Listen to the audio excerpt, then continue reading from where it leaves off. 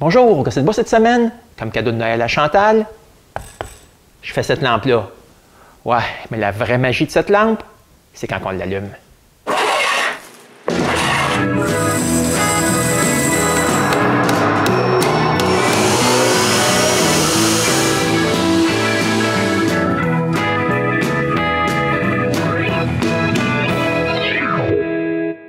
Ouais, je voulais faire quelque chose de spécial pour notre fille pour Noël dernier.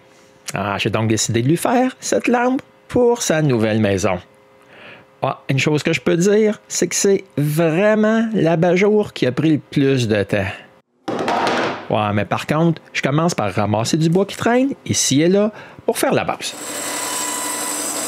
Certains des morceaux que j'ai ramassés de la pile de bois de chauffage étaient un peu trop larges et pas vraiment très beaux. Mais c'est pas grave, parce que je dois sabler quand même tous les morceaux. La lampe va être en chaîne et en noyer. C'est le temps de s'occuper du noyer.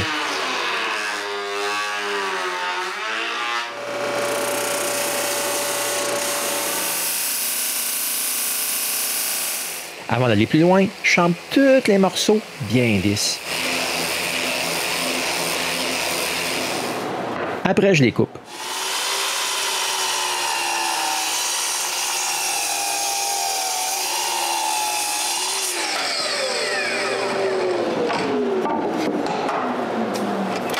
Morceaux de grosseur différentes, mais bien carrés. Les voici. Mais je vais marquer leur centre parce que je vais tous leur percer un trou. Mais avant, je trace des cercles avec les marques.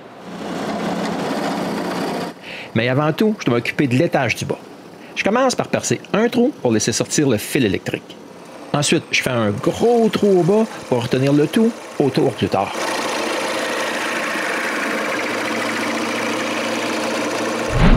Mais maintenant, je dois percer les trous que j'ai marqués.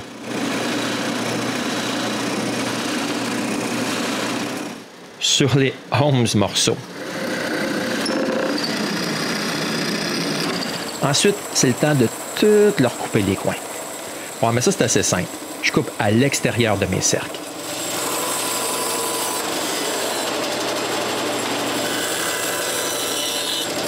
Et enfin, je peux tout coller ça ensemble. Je commence par les 4 premiers gros étages. C'est pas mal simple. Un peu de colle entre chaque étage, puis le tour est joué. Mais pour que tout s'aligne parfaitement, je mets une tige au centre à travers de tous les trous. Puis je me s'en sers. Quand c'est fait, j'enlève la tige, j'en ai plus vraiment besoin. Puis je nettoie l'excès de colle. Je refais la même chose pour le reste des étages. Mais pour tenir tout ça ensemble, je mets une tige filetée dans le trou et je boulonne ça. Mais c'était pas vraiment une bonne idée. Je m'en aperçois juste plus tard. Mais pour l'instant, je laisse ça comme ça. Et j'ajoute des serres ces 2 derniers étages. Mais c'est juste le lendemain que je réalise que de retirer la tige filetée, c'est pratiquement impossible. Elle est bien trop collée.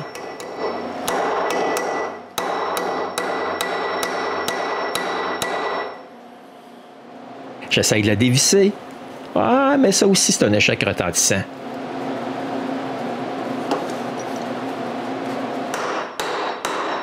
Je retourne au marteau et je travaille sur ce qui reste des 2 côtés.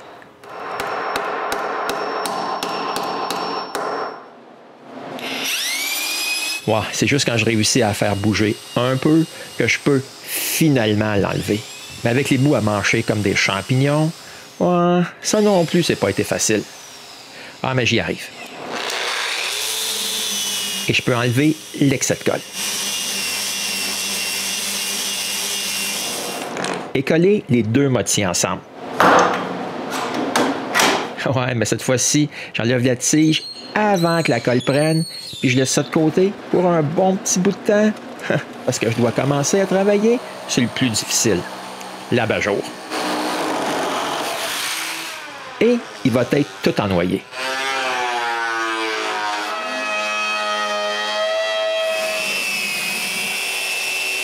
Quand c'est bien lisse, je peux couper des petites lisières bien carrées. Et toute l'abat-jour sera faite avec ces morceaux-là. Je commence par les 4 morceaux du bas et je fais la première coupe de 5,5 degrés sur chaque morceau. Je place une butée à bonne longueur et je fais l'autre coupe. Je déplace la butée pour les morceaux plus petits du haut et je les coupe tous.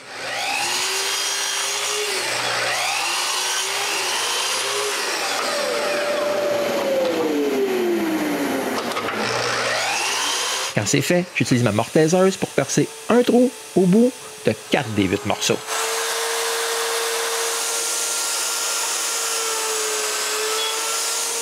Après, je peux marquer l'endroit où j'ai percé un trou et transférer cette marque sur les morceaux verticaux. Ensuite, je change mon setup sur ma mortaiseuse et avec un bout de bois coupé à même angle que les bouts, je perce d'autres mortaises.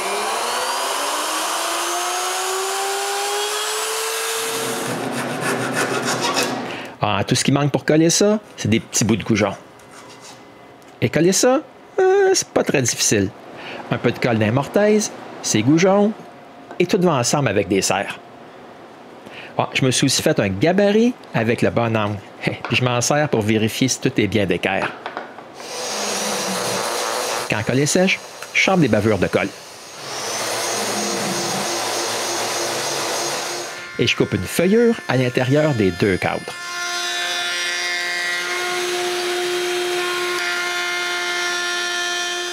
Je coupe aussi une feuillure, c'est 4 morceaux qui me restent.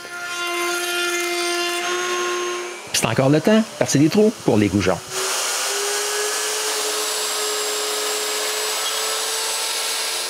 Quatre des 8 trous sont décalés.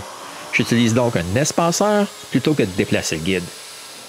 Et, comme la dernière fois, je transfère les marques, ces côtés déjà collés, et je perce les autres trous.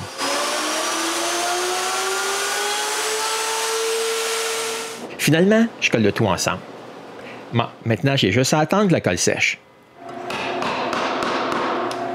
Quand c'est fait, je coupe les coins des feuillures carrées. Puis je coupe aussi l'excédent que j'ai laissé, ces 4 coins verticaux.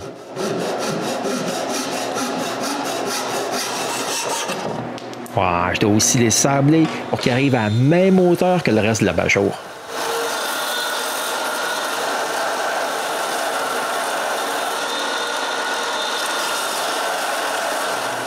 Pour que l'abat-jour reste en place, je vais mettre une croix comme ça.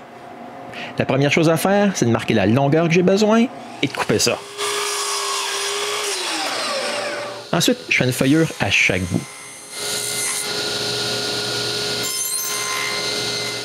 Bon, un de fini. Il m'en reste un deuxième à faire.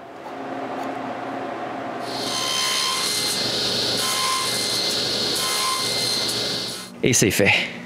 Maintenant, je dois couper au centre pour un assemblage à mi-bois.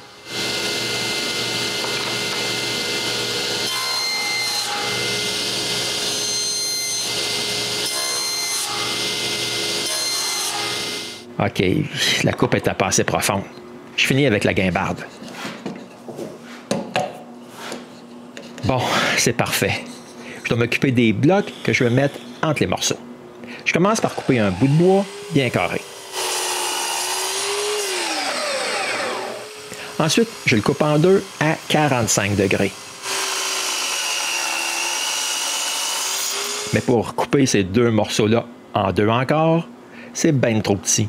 Je les colle donc ensemble, puis je colle ça aussi ça-ci, et après, je peux les couper en gardant mes doigts.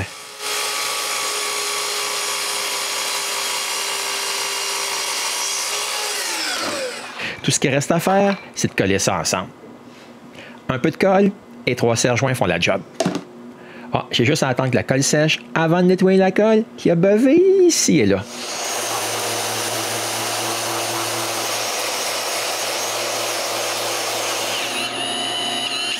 Je dois aussi percer des trous pour pouvoir fixer ça à l'abat-jour. Mais je n'ai pas encore fini sur le cadre. Je dois aussi faire les séparateurs du centre. Je trace leur longueur, puis je les coupe. Ensuite, je trace la partie intérieure et je coupe des feuillures.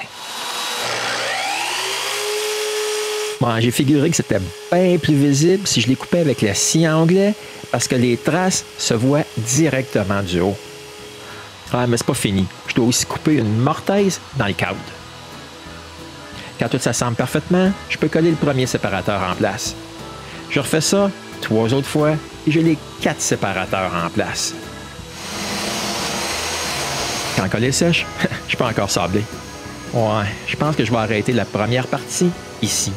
Si vous voulez voir la lampe de Chantal toute finie, vous devrez revenir me voir au Gosseux de bois.